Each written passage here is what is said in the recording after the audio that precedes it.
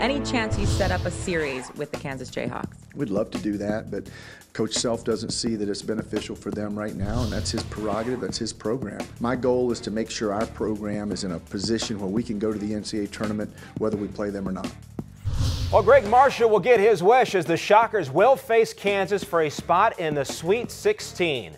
Hi, everyone. I'm Ray Crawford. The Jayhawks have been able to run over the years, but they can't hide now. Josh Klingler is our Kansas insider, and he's been to both games, seeing both of these teams play the tournament so far. So, Josh, it's been 22 years since these two teams last played. What does this mean for basketball fans in the state of Kansas?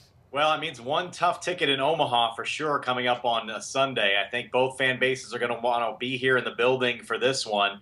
Certainly, there's been more pressure to play this series from the Wichita side than the Kansas side of things. They have kind of stood behind Bill Self in this one and felt like that there's no need to fire up this so-called rivalry. I don't know if you call it a rivalry, but it hasn't been played in that many years. But there's no avoiding in this one, and it's going to be a big-time game with a lot on the line. Bragging rights on the line, and the two fan bases a little jawing back and forth certainly will come out of this one. And then, obviously, to advance out of the first weekend of the tournament puts a little extra on this one as well.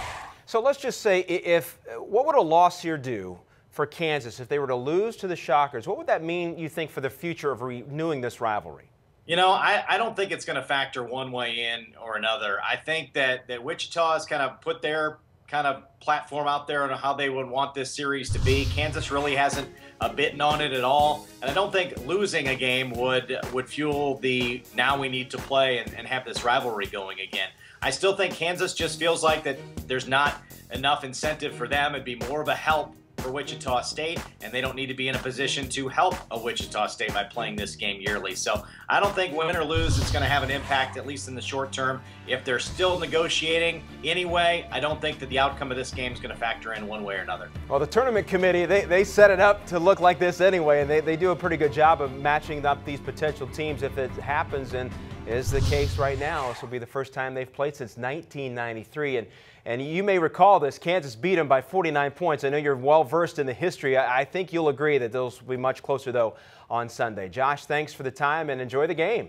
Yeah, it should be a real fun one.